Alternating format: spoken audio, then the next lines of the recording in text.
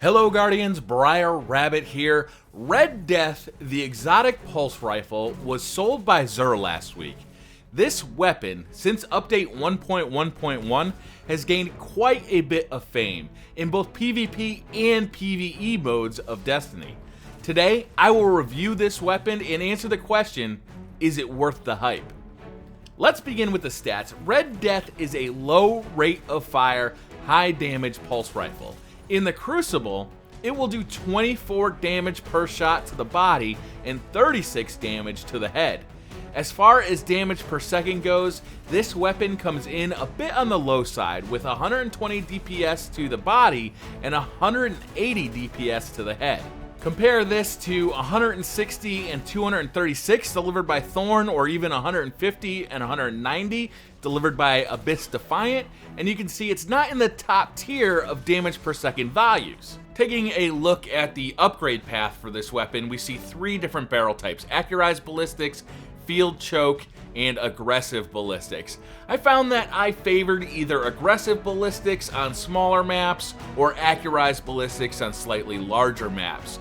Next up, Unflinching. It's easier to aim under fire using this weapon. This comes in handy all the time, and it actually is one of the most useful perks on this weapon. Next up, we see Snapshot, High Caliber Rounds, and Single Point Sling. I tended to stick with Single Point Sling because it allows you to not only switch weapons faster. Let's say a Guardian is coming in really quick, you want to switch to your shotgun to take them out close range. That was really helpful, but you also can move quicker while aiming, allowing you to strafe back and forth, hopefully to help you get shot less. Next up, we see Red Death. Each kill heals you and speeds up reloads. This is really the feature perk on this weapon. Every time you get a kill, you get your health back unless you start taking damage while that health is coming back. This is invaluable in the Crucible. It really helps. It allows you to take on multiple enemies in succession, and each time you do so, you have full health and are ready to fight. So what is the big deal about this weapon? Well, in PvP, its Red Death perk is incredibly useful. Whether you are fighting supplicants in the Vault of Glass or running a daily mission, getting your health to regen after every kill is amazing. It creates a sense of invulnerability that's just intoxicating. And in Crota's End, this gun really shines. When fighting Crota on hard, this should be your go-to primary. Because the presence of Crota eliminates your Guardian's ability to regain health, the Red Death perk makes your Guardian much more durable.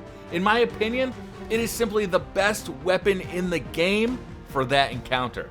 Otherwise, it's a fairly standard weapon in PvE content. It has good DPS, but not great. Its handling is a bit cumbersome, and its sights tend to block more of my view than I'd like. But once you get used to all that, constantly regaining health is a truly unique and worthwhile perk. Now on to PvP. After Destiny Update 1.1.1, Bungie added about 10% more damage to pulse rifles. The Red Death, already a high damage weapon, could suddenly achieve a 2-burst kill in the Crucible. That is, if every shot, 6 in total, landed to the head of your enemy. This instantly elevated it to elite status in many people's eyes, but I don't really see it that way. The problem is that it is a bit too difficult to land 2 full pulses to a moving Guardian's head. This gun's recoil is enough that if not aimed precisely, that third shot will often miss. Suddenly, instead of scoring 2 pulse kills, it takes 3 to 4 bursts to down an opponent. In addition, the iron sights obscure too much of my vision. This makes it easy to lose sight of an enemy or to not see a second enemy at all. The perks, however, do help a ton.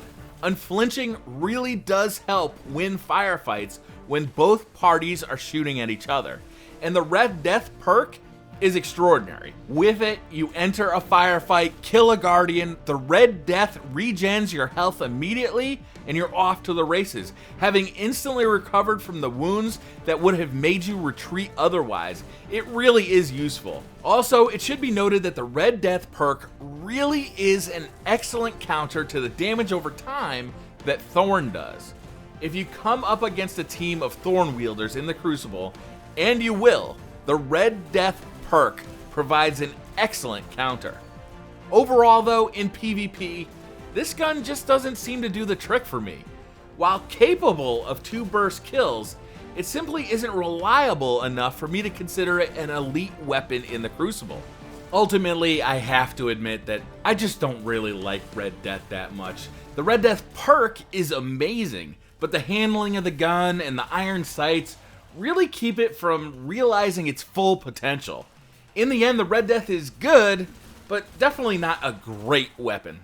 That's going to do it for this weapon review. Let me know down in the comments which weapon you'd like to see reviewed next. Hit that like button if you liked the video, and subscribe if you're new to the channel, and I'll see you guys next time.